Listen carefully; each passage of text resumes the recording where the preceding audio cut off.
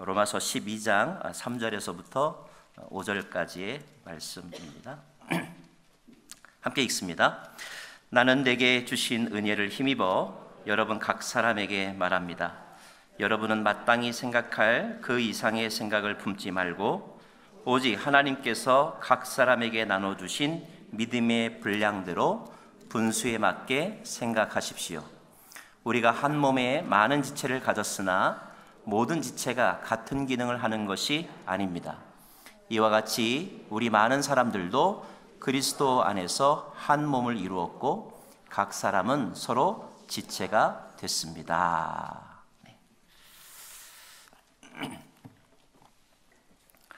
대통령 선거 결과가 나와서 오늘 다들 그 이야기를 가지고 서로 대화들을 했으리라고 생각을 합니다. 누가 패배했을까? 패배한 사람은 여론조사 기관인 것 같아요. 언론기관인 것 같습니다.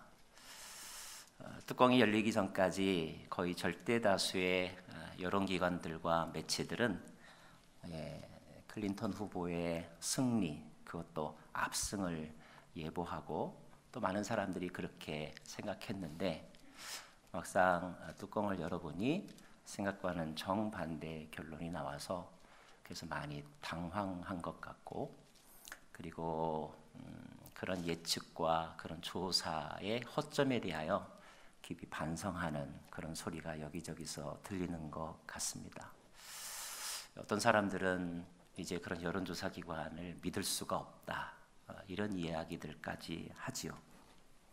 사실 이러한 일은 얼마 전에 한국에서도 국회의원 선거 때 비슷하게 발생한 현상이었습니다.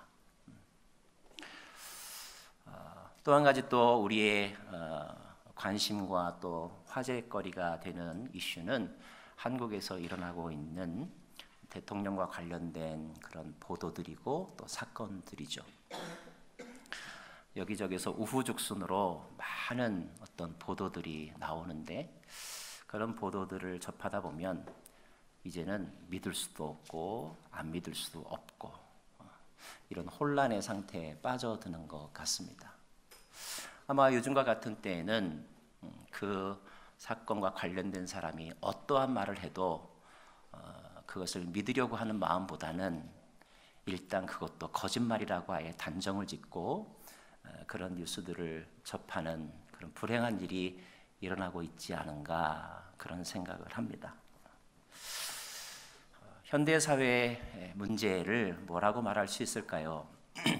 보는 기준과 각도에 따라서 여러 가지 표현이 가능하지만 작금의 상황을 보면서 표현할 수 있는 한마디는 신뢰의 상실의 시대이다 하는 것입니다. 믿을 수 없는 시대이다. 그럼에도 불구하고 인간이 빠져있는 딜레마는 무엇이냐면 믿음의 부재로 인하여서 찾아오는 두려움, 불안, 공포가 있기 때문에 무엇인가를 믿고 싶다는 것입니다. 이 두 가지의 역설 속에 우리는 살아가고 있는 것 같아요. 믿었고 또 믿고 싶었는데 뚜껑을 열어보니 믿을 수 없는 현실, 그래서 겪는 배신감, 좌절, 불안함.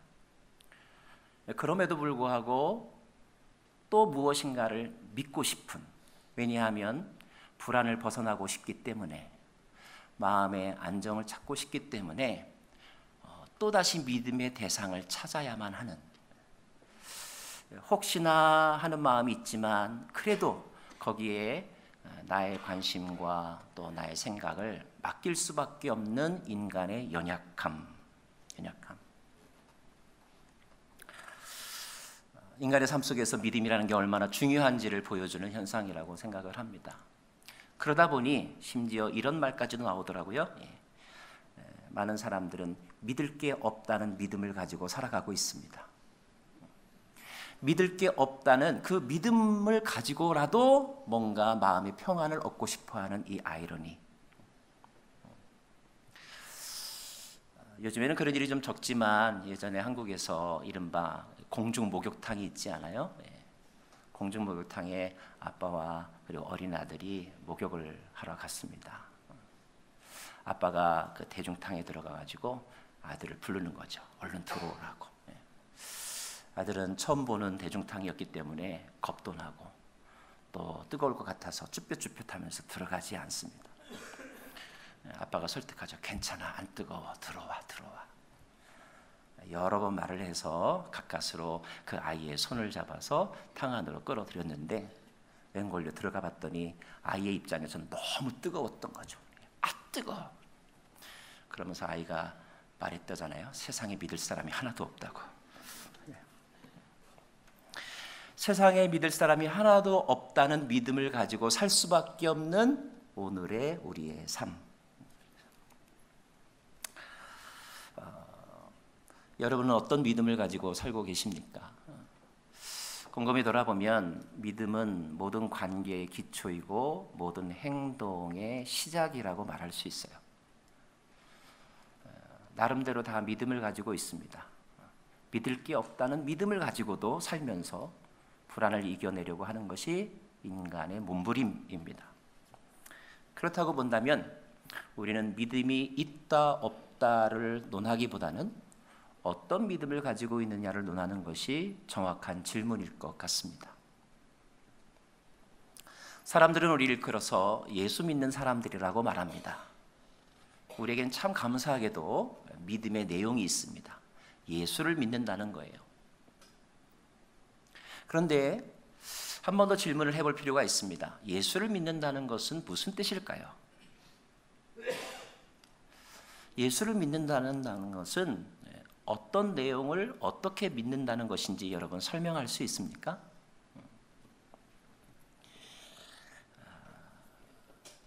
세 가지 정도의 의미를 포함하고 있다고 여겨집니다. 첫째, 우리가 예수를 믿는다고 한다면 그것은 그 예수님이 존재한다. 예수님이 있다 없다의 그 두 가지 명제 속에서 예수님이 있다, 존재한다 라는 것을 믿는다는 뜻입니다. 오늘 여러분이 이곳에 와서 예수 믿는 사람으로서 찬양하고 있는데 세상 사람들이 보면 잘 이해를 못하겠지만 우리는 무의식적으로 이곳에 예수님이 계시다라고 하는 것을 인식하고 인정하고 믿는 것을 포함하는 것입니다. 또 하나, 우리가 예수님을 믿는다라고 하면 그 표현 속에는 예수님의 인격을 믿는다는 뜻이 담겨져 있는 거예요. 여러분이 알고 있는 예수님의 인격은 어떤 것입니까? 예수님의 성품은 어떤 것입니까? 그분은 하나님의 아들이라고 우리가 배웠죠? 하나님의 선하심, 하나님의 완전하심, 하나님의 사랑에 충만하심, 그런 성품이 그분에게 있다. 그분은 선하시다라는 것을 믿는다는 뜻입니다. 한 가지 덧붙인다면 우리가 예수님을 믿는다라고 하는 말 속의 의미는 그 예수님의 삶의 능력을 믿는다는 뜻이 포함되어 있습니다. 그분의 능력을 믿는다는 거예요. 그분의 능력에는 어떤 것이 있을까요? 물론 우리가 성경 속에서 보았던 오병이의 기적이나 아니면 병자를 낫게 하는 그런 능력을 포함하겠죠. 그러나 좀 더 궁극적이고 그리고 본질적인 그분의 능력은 죽기까지 복종할 수 있는 능력, 그리고 죽음에서 부활하시는 능력, 그 능력을 믿는다는 뜻이 담겨져 있습니다. 우리가 너무 관용어처럼 익숙하게 예수 믿는다, 나는 주를 믿네 라고 말을 하지만 만약에 그 믿음의 내용을 이 세 가지로 이렇게 분류해 본다면 다시 한번 여러분이 가지고 있는 믿음의 내용과 또 그 퀄리티를 점검해 볼 필요가 있는 것 같아요. 정말로 나는 그분의 선하심을 지금 믿고 있는가? 그리고 그분의 역전의 능력을 믿고 있는가? 로마서 말씀은 우리에게 오직 의인은 믿음으로 살리라 라고 표현하고 있습니다. 이 말의 뜻은 무엇일까요? 그 말은 예수 그리스도를 믿는 믿음의 사람은 그분의 성품대로 살아간다는 뜻입니다. 예수 그리스도의 능력을 믿고 의롭게 된 사람은 그분의 능력 안에서 담대하게 살아간다는 뜻입니다. 예수 그리스도의 존재를 믿는 사람은 그분이 여기 계신 것 같이 살아간다는 뜻입니다.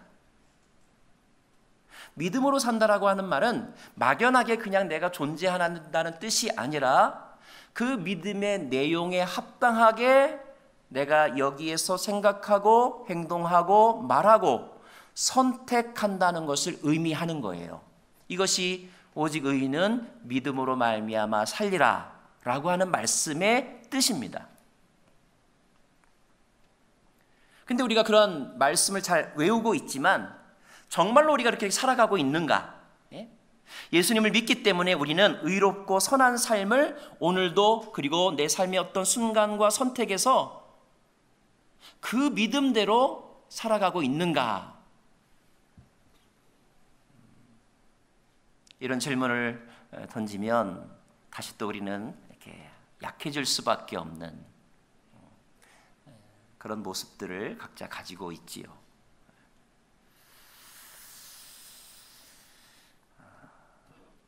어떤 믿음은 우리에게 불안을 가져다주는 믿음이 있습니다. 이번 대통령 선거의 결과를 받아들이면서 그 결과가 어떤 사람에게는 굉장히 불안과 걱정으로 다가오는 사람이 있어요. 그 사람은 아마 이런 믿음이 있을 거예요. 저 사람이 돼서 망했구나. 이런 믿음을 가지고 있기 때문일 것입니다. 그런데 어떤 믿음은 우리를 생명으로 인도하는 믿음이 있습니다. 선함으로 인도하는 믿음이 있다는 거죠. 여러분은 오늘 어떤 믿음을 가지고 계십니까? 자, 우리를 의로움으로, 우리를 선함으로 인도하는 믿음의 내용은 무엇일까요? 저는 로마서를 통하여서 우리에게 의로움을 가져다주는 믿음, 그 믿음의 대상, 다시 말하면 의로움을 얻는 사람은 무엇을 믿는가? 그 믿음의 내용들을 한번 몇 가지 구절들을 통하여서 한번 점검해 보고 싶습니다. 우선 로마서 3장 22절 말씀 같이 한번 읽어볼까요? 읽습니다. 시작. 하나님의 의는 예수 그리스도를 믿는 믿음으로 인해. 네, 우리의 믿음은 예수 그리스도를 믿는 믿음이어야 한다는 것입니다. 이것이 우리에게 의를 가져다주고 생명을 가져다준다는 거예요. 예수 그리스도라는 말을 우리는 한 단어처럼 많이 사용하기 때문에 그 의미를 또 간과하기가 쉬운데, 사실 예수 그리스도라고 하는 말은 예수가 그리스도라 이런 뜻입니다. 예수가 그리스도라고 하는 것을 믿는 믿음이 우리에게 의를 가져다 준다는 거예요. 선함을 가져다 준다는 것입니다. 생명을 가져다 준다는 것입니다. 그러면 예수가 그리스도라고 하는 말은 어떤 의미를 포함하고 있는 것일까요? 그리스도라고 하는 말은 헬라어인데 이 말의 히브리어는 메시아라고 하는 뜻이고요. 메시아라고 하는 말의 원래 일반적인 의미, 사전적인 의미는 기름 부음을 받은 자라고 하는 뜻입니다. 그러니까 예수가 기름 부음을 받은 자라는 뜻이에요. 그러면 예수가 기름 부음을 받았다는 것이 무슨 뜻일까? 이 말을 다시 제가 설명해 드리면, 예수가, 여기서 그리스도라고 하는 말은 종말의 메시아, 종말의 구원자라는 뜻입니다. 그러므로 우리가 예수 그리스도라고 말한다면 이 말은 예수님이, 우리가 알고 있는 그 예수님이 모든 문제와 또 이 역사 가운데 궁극적인 해답이 되는 분이시다 라고 하는 믿음의 표현입니다. 그분이 궁극적인 문제의 해답이 되는 분이시다. 자, 우리가 일상을 살아가면서 크고 작은 일들이 우리 안에 발생합니다. 그러면 우리는 내가 가지고 있는 능력과 또 어떤 도구나 아니면 시스템들 또는 지식을 사용하여 그 문제를 해결합니다. 자동차가 고장이 나면 카센터에 가져가서 고치든지 아니면 자기가 직접 고치든지, 전구가 나가면 내가 바꾸든지 아니면 남편을 불러서 바꾸든지, 자, 그 문제를 우리가 가지고 있는 어떤 능력을 사용하여 최선의 노력을 통하여서 그것들을 해결해 가죠. 해결해 갑니다. 그런데 어떤 문제는 아무리 인간이 노력을 쓰고 그리고 힘을 모아도 우리의 힘으로 될 수 없는, 해결할 수 없는 그런 문제가 있다는 거예요. 자, 그런 문제에 대한 궁극적인 구원자, 궁극적인 해답은 바로 예수라고 하는 그분에게 있다, 그분 안에 있다라고 고백하는 것이 예수는 그리스도라고 하는 표현입니다. 만약에 이 의미를 알고 우리가 찬양을 하고 고백을 한다면 그 사람은 스스로 해결할 수 없는 문제 가운데서 걱정이나 불안을 하기보다는 그 걱정과 근심과 불안을 그분께 맡기고, 왜냐하면 그분만이 해결해 줄 수 있기 때문에 그분께 맡기고 대신 평강과 소망을 갖게 되는 것입니다. 그래서 불안하지 아니하고 염려하지 아니하고 초조하지 아니하고 오늘 우리가 찬양했던 것처럼 구속한 주님만을 바라보면서 마음의 평상심을 지켜내는 것이죠. 이것이 예수는 그리스도라고 고백하는 사람들이 삶의 현장에서 보여주어야 될 증거입니다. 증거.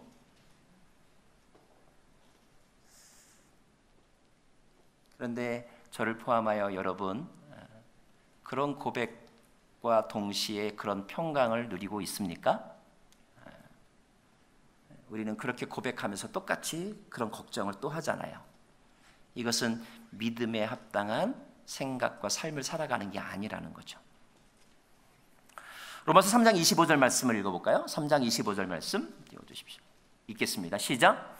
하나님께서는 이 예수를 속죄제물로 내어주셨습니다. 의롭게 되는 것은 예수의 피를 믿음으로써. 자, 성경은 우리가 가져야 될 믿음은, 또 하나의 믿음은 뭐냐면 예수의 피를 믿는 거라고 하고 있어요.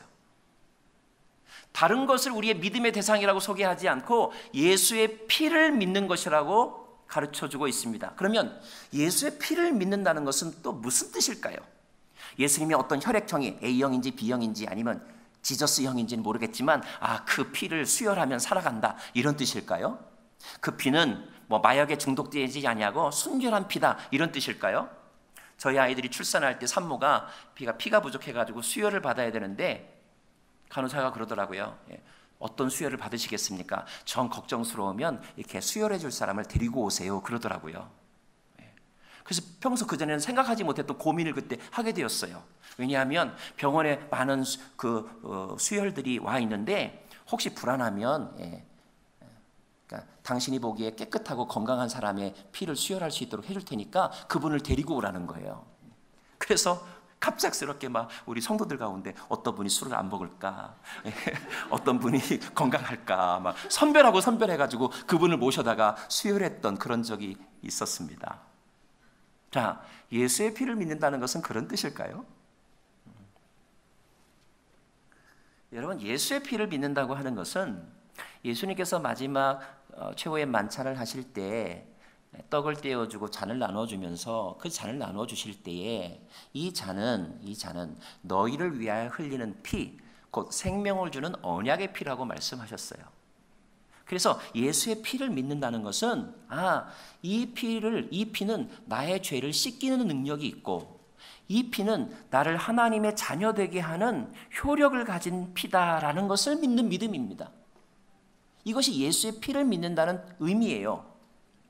그러므로 우리가 예수의 피를 믿는다, 주의 보혈 능력이 있도다, 이렇게 찬양한다면 그 찬양에 합당한 우리의 생각은 무엇이냐 하면, 네, 맞습니다. 나는 이제 하나님 나라의 시민권자가 되었습니다. 하나님의 아들로 내가 입양이 되었습니다.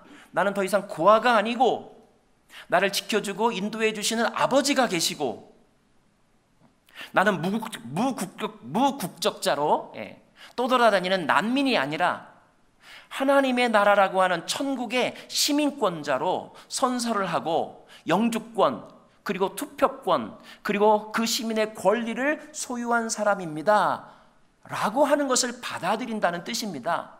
그리고 그런 시민으로서의 삶을 살아가는 거죠. 뭐 이렇다 저렇다 말이 있지만 그래도 우리가 미국에서 살고 미국 시민권을 가졌다는 것에 대해서 여러분 자랑하면서 살고 있지 않습니까? 그런 것처럼 예수의 피를 믿는다는 것은 예수의 피로 말미암아 우리가 천국 시민이 된 것을 자랑스럽게 여기면서 살아간다는 뜻인 거예요. 자, 그런데 여러분이 주의 보혈 능력이 있도다라고 찬양하면서 밖에 나가서 다른 사람 만났을 때 내가 천국 시민이라는 것을 미국 시민 자랑하는 것만큼은 자랑하면서 사느냐, 이것입니다. 또 하나 4장 3절 말씀 읽어볼까요? 로마서 4장 3절 말씀 읽어보겠습니다. 읽습니다. 시작. 성경은 무엇이라고 말합니까? 아브라함이 하나님을 믿으니 이것이 그에게 의로 여겨졌다. 아브라함은 무엇을 믿었습니까? 하나님을 믿었다는 거예요. 우리가 가져야 될 믿음의 대상은 하나님을 믿어야 한다는 것입니다. 하나님을 믿어야 된다. 4장 20절에는 그 아브라함이 하나님의 약속을 믿었다라고 돼 있어요. 우리가 믿어야 될 것은 여론조사 기관의 결과가 아니고요, 신문이나 언론, 인터넷에 검증되지 않은 그 기사가 아니고요, 우리가 믿어야 될 대상은 하나님의 약속을 믿어야 한다는 것입니다. 한 구절 더 볼까요? 4장 21절 말씀 같이 읽습니다. 시작. 약속하신 것을 이루실 것을 확신했습니다. 우리가 믿어야 될 믿음의 내용 가운데 포함되어야 할 것은 하나님의 약속과, 그리고 그분이 그 약속을 능히 넉넉히 이루실 수 있는 분임을 믿는 믿음, 이것이 우리가 이 시대에 간직해야 될, 우리에게 의로움을 가져다주고 생명을 가져다주고 평강을 가져다주는, 기쁨을 가져다주는 믿음의 요소라는 것입니다. 요소. 이 몇 가지 말씀 안에서만 정리를 해봐도 우리의 믿음은 예수가 그리스도임을 믿는 믿음이어야 하고, 우리의 믿음은 예수의 피를 믿는 믿음이어야 하고, 우리의 믿음은 하나님을 믿는 믿음, 하나님의 약속을 믿는 믿음, 그리고 그 약속을 능히 이루실 줄 아는 믿음, 이 믿음이 우리가 진정 가져야 될 믿음. 이 믿음을 가지고 있는가? 우리는 이 믿음보다는, 이 성경의 보도에 의한 이 믿음보다는 소문으로 들은 내용에 대한 믿음, 그리고 또 내가 믿고 싶은 것에 대한 믿음이 더 크지 않은가? 물론 그런 믿음도 필요하겠지만, 그러나 그러한 믿음은 궁극적으로 우리를 의롭게 할 수 없고 우리를 평강으로 인도할 수 없다는 거예요. 저는 오늘 저와 여러분이 우리의 마음 가운데 평강을 주는 거짓된 믿음을 버리고, 죄송합니다. 평강을 빼앗아가는 거짓된 믿음을 버리고, 불안을 가져다 주는 잘못된 믿음을 버리고 바른 믿음, 생명을 주는 것에 대한 믿음으로 우리의 믿음의 콘텐츠가 바뀌어지기를 바랍니다.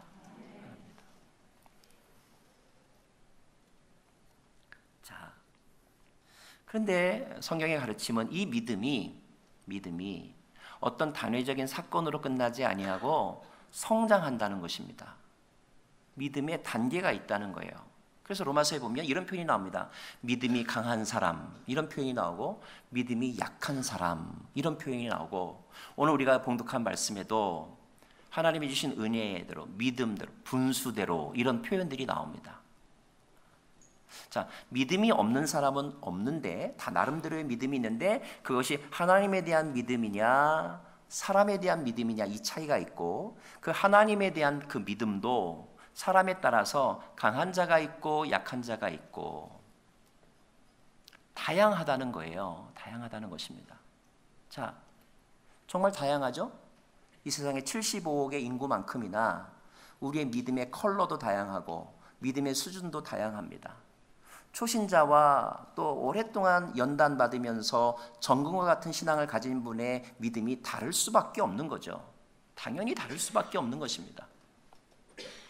자, 그런데 이 믿음을 가진 사람은 어떻게 살아야 할까? 어떻게 살아야 할까? 오늘 말씀 12장 3절 말씀을 다시 한번 보겠습니다. 3절 말씀 시작. 나는 내게 주신 은혜를 힘입어 여러분 각 사람에게 말합니다. 여러분은 마땅히 생각할 그 이상의 생각을 품지 말고 오직 하나님께서 각 사람에게 나눠주신 믿음의 분량대로 분수에 맞게 생각하십시오. 저는 이 말씀을 이렇게 먼저 바꿔서 나누고 싶습니다. 믿음대로 삽시다. 믿음대로 삽시다.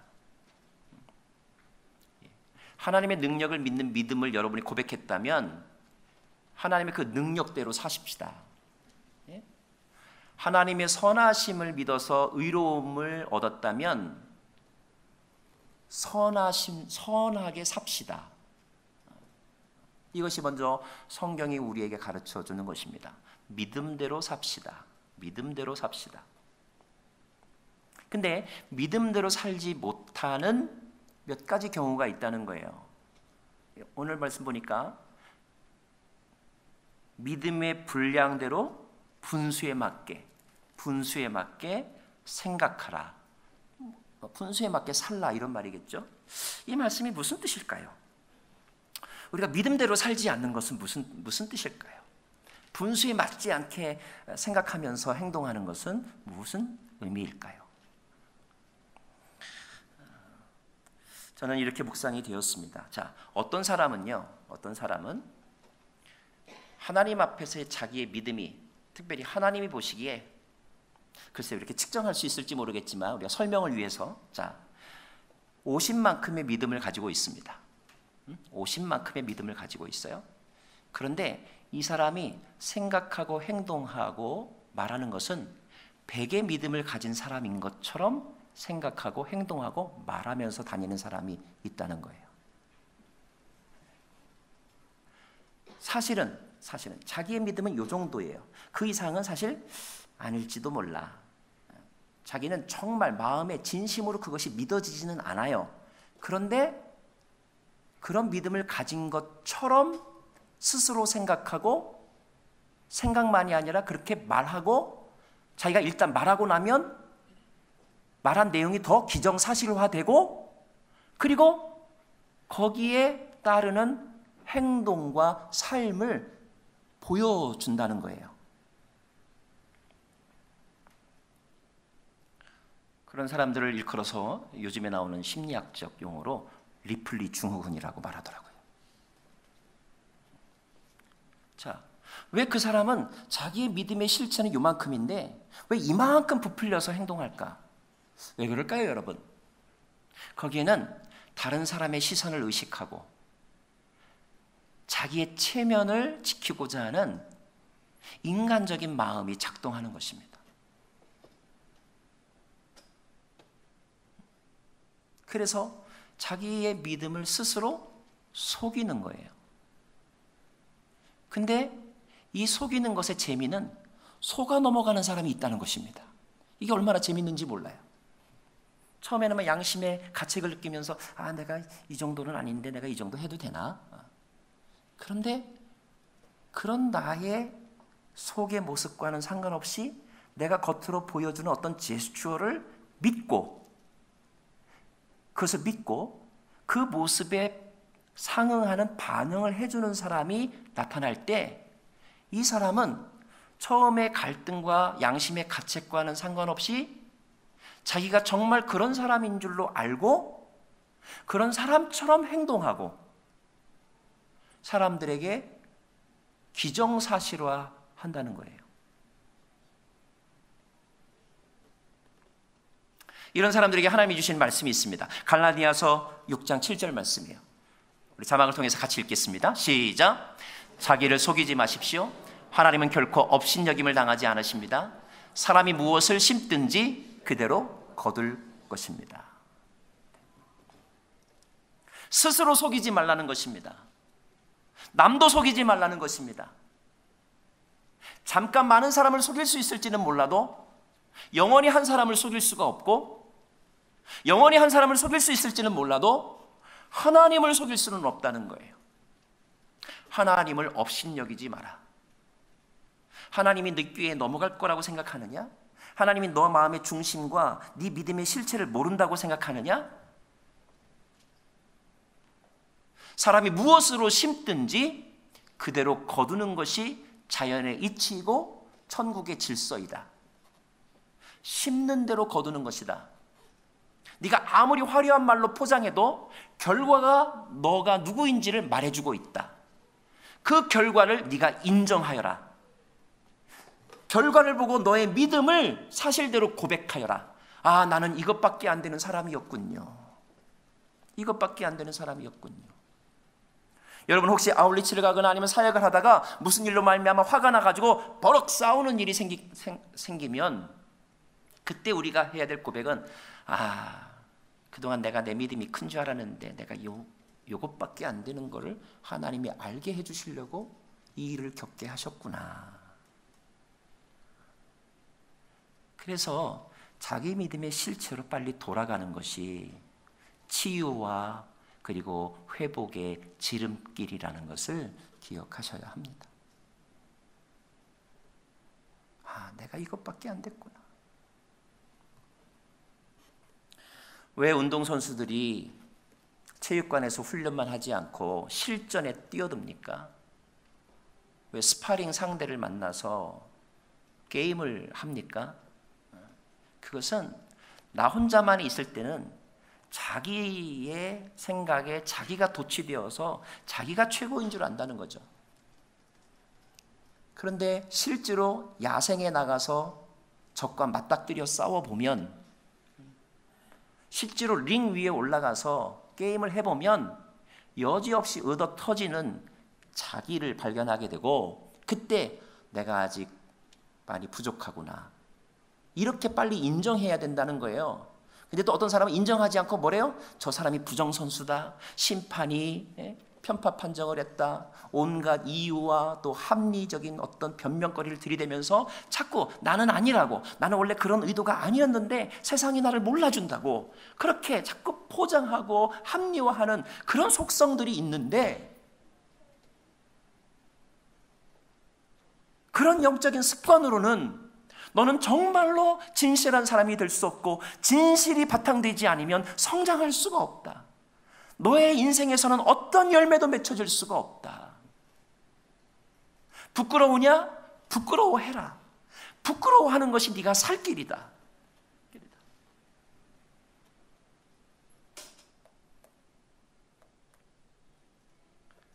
반대로 어떤 사람은 하나님 보시기에도 이만큼의 100만큼의 믿음을 가지고 있는데, 100만큼의 믿음을 선물로 주셨는데 자기가 생각하거나 행동하는 것은 50만큼 여기면서 살아가는 사람이 있어요.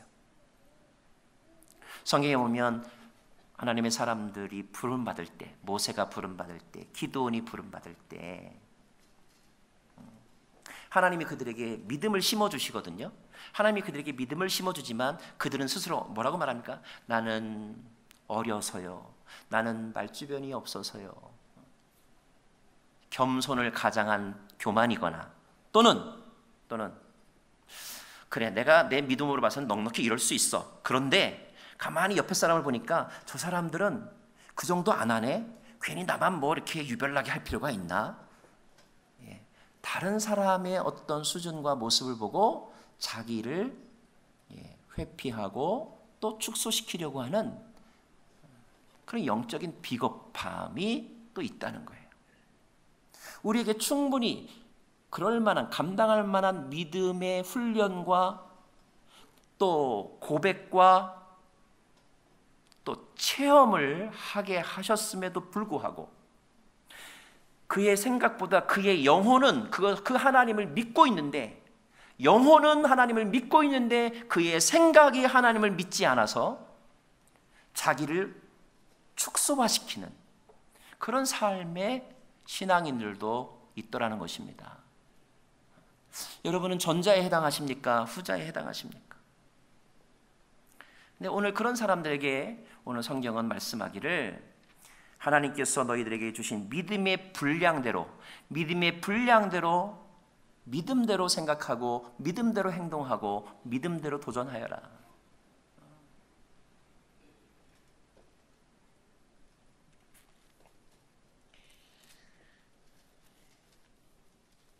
그러면 또 우리 안에 또 이런 고민이 들죠. 내 믿음을 내가 어떻게 정확하게 측정할 수 있을까요?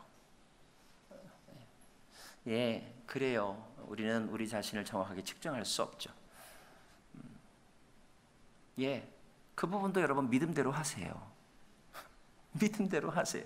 여러분의 믿음에 분량된 것만큼만 하시라는 것입니다.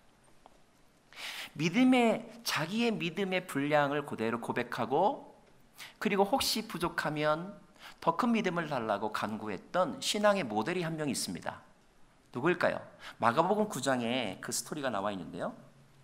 마가복음 9장에 보면 예수님께서 변화산상에 올라가셔서 모세와 엘리야와 그리고 이렇게 대화를 나누시고 내려오셨을 때 그 산 아래에서 일어났던 해프닝이 있었습니다. 그 해프닝의 내용은 귀신 들린 자의 아버지가 예수님 만나러 왔다가 예수님이 없으니까 제자들을 만나고 제자들이 고쳐달라고 했는데 제자들이 이 병을 고쳐주지 못했죠. 그 아버지가 아마 실망도 하고 또 화도 났었던 것 같아요. 그래서 소란이 있었습니다. 마침 예수님이 내려오셨습니다. 예수님이 내려와서 무슨 일이냐? 이러이러합니다. 그래? 이 아이가 언제부터 이렇게 됐느냐? 어릴 때부터입니다. 귀신이 아이를 죽이려고 여러 번 불 속에 던지고 물 속에도 빠뜨렸습니다. 그 아버지가 하는 말이 이것입니다. 그러나 선생님, 어떻게 하실 수만 있다면 제발 우리 아이를 불쌍히 여기시고 살려주십시오. 의사 선생님, 제발 좀 살려주십시오. 그런 말입니다. 그때 예수님께서 하신 말씀이 하실 수 있다면이 무슨 말이냐? 믿는 사람에겐 능치 못할 일이 없다. 이렇게 말하셨어요. 그랬더니 9장 24절 말씀 읽을까요? 9장 24절, 마가복음 9장 24절 읽습니다. 시작. 그러자 곧 아이의 아버지가 소리쳤습니다. 내가 믿습니다. 믿음이 부족한 나를 도와주십시오. 믿습니다라고 말하고 믿음이 부족한 나를 도와주십시오라고 그랬어요. 이게 무슨 의미입니까, 여러분? 앞부분에 말한 내가 믿습니다라고 하는 것은 그가 자기의 믿음을 있는 그대로 그냥 표현한 것입니다. 그가 예수님을 선생님으로 믿었는지 구원자로 믿었는지 하나님의 아들로 믿었는지 아직 하나님의 아들로까지의 믿음은 가지 않았던 것 같아요. 그 앞부분에 예수님을 선생님이라고 믿었으니까 아마 묘한 의사 선생님 정도로의 믿음을 가지고 있었던 것 같아요. 나는 믿습니다. 당신은 아주 탁월한 의사 선생님, 병을 고쳐주시는 분, 귀신도 내어쫓으시는 분, 그런 거라는 것을 내가 믿습니다. 이것이 그 아버지의 믿음의 수준이었어요. 그 아버지의 믿음의 수준. 이 아버지는 포장하지도 않았고 축소하지도 않았어요. 자기의 믿음을 그냥 고백했습니다. 그러나 그 다음에 또 무슨 말을 하냐면, 만약에 내가 믿음이 부족하다면, 내가 당신을 선생님으로 믿고 있는데 이 믿음이 당신의 기준에 만약에 부족하다면 나의 믿음 없는 것을 도와주셔서 나로 하여금 더 큰 믿음, 나로 하여금 더 강한 믿음, 나로 하여금 더 바른 믿음을 갖게 해 주십시오 라고 부탁하는 내용입니다. 예, 저는 믿습니다.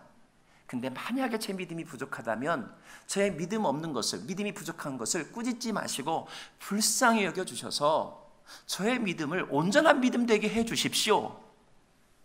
자, 여러분, 이 아버지의 대답에 예수님은 너 왜 믿음이 그 정도밖에 안 되냐? 라고 책망하지 않으셨어요. 마찬가지로 하나님은, 예수님은 오늘 여러분이 가지고 있는 현재의 믿음에 대하여 책망하지 않으십니다.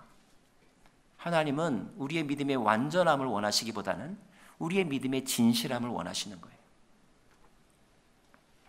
그리고 오늘 우리에게 필요한 것은 이 아버지와 같은 믿음입니다. 저의 믿음 없는 것을 불쌍히 여겨주십시오. 내 믿음이 더 자라나기를 원합니다. 내 믿음이 부활의 능력까지도 온전히 믿는 믿음이기를 원합니다. 그래서 그 부활의 능력으로 내 삶에 능력 있는 삶을 살아가는 데까지 자라나기를 원합니다. 도와주십시오. 도와주십시오. 이것이 우리가 드려야 될 기도인 것이죠.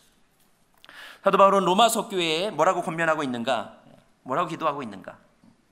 우리 14장 1절 말씀을 같이 읽겠습니다. 14장 1절 말씀 읽습니다. 시작. 여러분은 믿음이 약한 사람들을 받아들이되 그의 견해를 논쟁거리로 살지 마십시오. 15장 1절 말씀도 읽을까요? 15장 1절입니다. 시작. 우리 강한 사람들은 마땅히 연약한 사람들의 약점을 감싸주고 자기가 기뻐하지 않도록 해야 합니다. 라고 되어 있어요. 믿음이 좀 더 강한 사람이 있고 약한 사람이 있는데, 혹시 자기가 믿음을 가진 사람은 자기의 믿음을 스스로 돌아볼 뿐이지, 누구 앞에서? 하나님 앞에서, 자기의 믿음의 대상인 예수님 앞에서 자기의 믿음을 스스로 점검할 뿐이지, 다른 사람의 믿음의 어떠함에 대하여 그것을 판단하거나 아니면 그 사람의 자기의 믿음을 자랑하거나 정죄하거나 하지 말라는 것입니다. 왜냐하면 믿음은 상대적인 것이 아니라 절대적인 것이기 때문에, 믿음은 절대평가이기 때문에.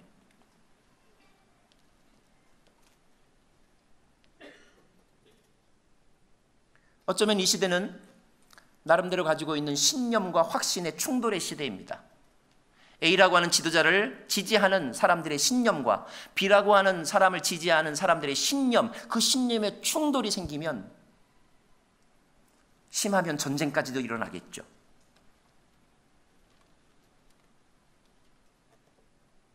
믿음이 우리가 말하는 신념과는 조금 다른 성격을 가지고 있지만, 그러나 동일한 원리가 있습니다. 하나님이 우리에게 믿음을 주셔서 그 믿음으로 믿는 사람들끼리 서로 싸우고 전쟁하고, 그리고 종교 재판을 벌이고 학살을 하라고 우리에게 믿음을 주셨을까요?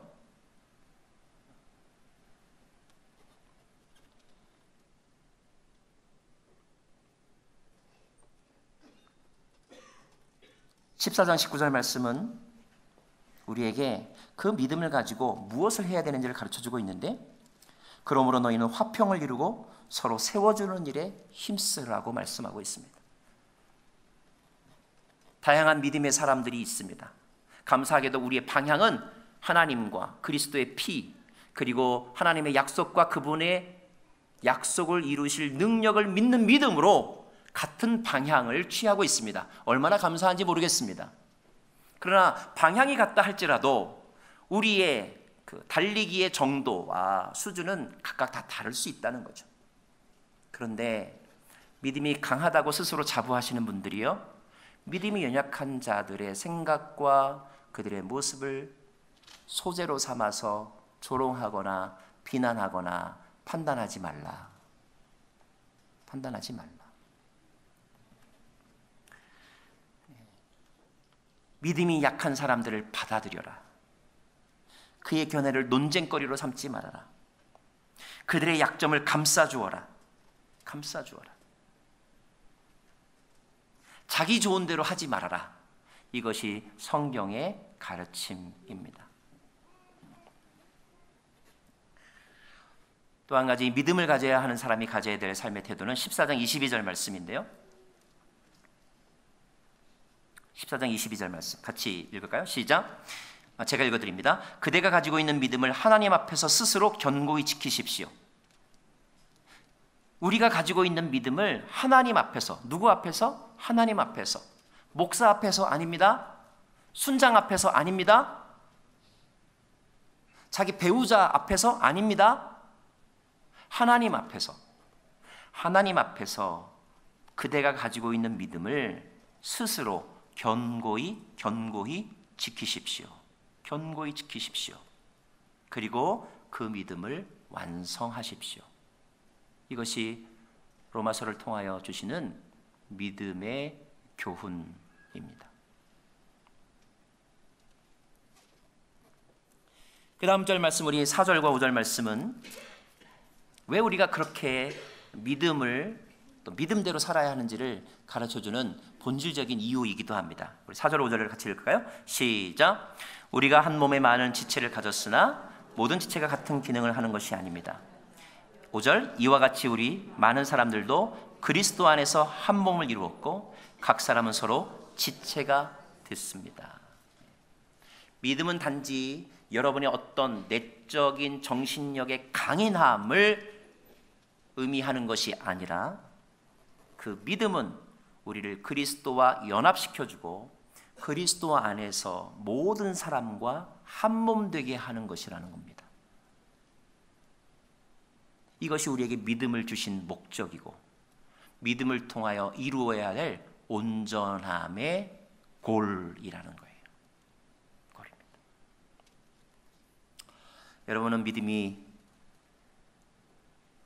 충만하십니까?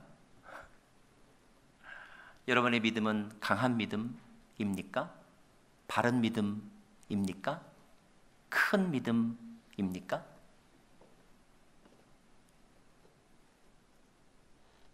믿음대로 사십시오. 자기의 믿음에 스스로 속는 행동을 하면서 살지 마십시오. 두 번째, 다른 사람의 믿음에 대하여 불필요한 관심과 잣대를 사용하는 것을 멈추십시오. 우리의 믿음의 목적은 그리스도의 몸을 온전히 세우는 것에 있는 것입니다.